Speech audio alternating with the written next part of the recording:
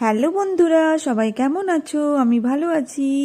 তো প্রতিদিন আমি খাওয়া দাওয়ার পর ছাদে চলে আসি, জামা কাপড় তুলি, তারপর আমি গাছে জল দিই। তো গাছে জল দেওয়ার পর আমি শুতে আসি। তো আজকে একটু ভালো মাটি পেয়েছি, তাই ভাবলাম গাছগুলোতে দিয়ে দিই। তো আমি খুবই কম সংখ্যক গাছ লাগাই, এই একটুখানি গ্যাঁদা গাছ আর রক্তগেঁদা, চন্দ্রমল্লিকা। তো যাতে ঠাকুরের ফুলের কোনো অভাব না হয় সেজন্যে আমি অল্প সংখ্যকই গাছ লাগাই। বেশি গাছ লাগিয়ে সেই গাছের পরিচর্যা করার ক্ষমতা আমার নেই। আগে আমার শ্বশুরমশাই খুব সুন্দর বাগান করতেন, তো উনি এখন আর বেঁচে নেই। তো উনি অনেক দিন হলো মারা গেছেন। তো আমার হাজবেন্ড শ্বশুরমশাইকে হেল্প করতো। তো শ্বশুরমশাই এত সুন্দর বাগান করতেন, দেখার মতো, সবাই খুব নাম করতো।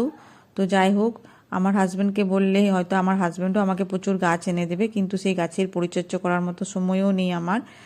তো যাই হোক, আমি এই ঠাকুরের ফুলের যাতে অভাব না হয় সেই জন্য আমি একটুখানি এই চন্দ্রমল্লিকা, গ্যাঁদা, রক্তগেঁদাই লাগাই প্রতি বছর। তো এই বছর মনে হচ্ছে দেরিতে লাগানো হয়ে গেছে, তো আর একটু আগে লাগালে হয়তো ভালো হতো। একদমই ফুলের অভাব হয়ে যায় শীতকালে। গ্রীষ্মকালে প্রচুর ফুল পায়, কিন্তু শীতকালে এই গ্যাঁদা ছাড়া আর কোনো গাছ সেরকম নেই যে ফুল পাবো, সেই জন্য আমাকে এই অল্প গাছ লাগাতেই হয়। আরও কিছু গাছ আছে আমার অন্য দিকে।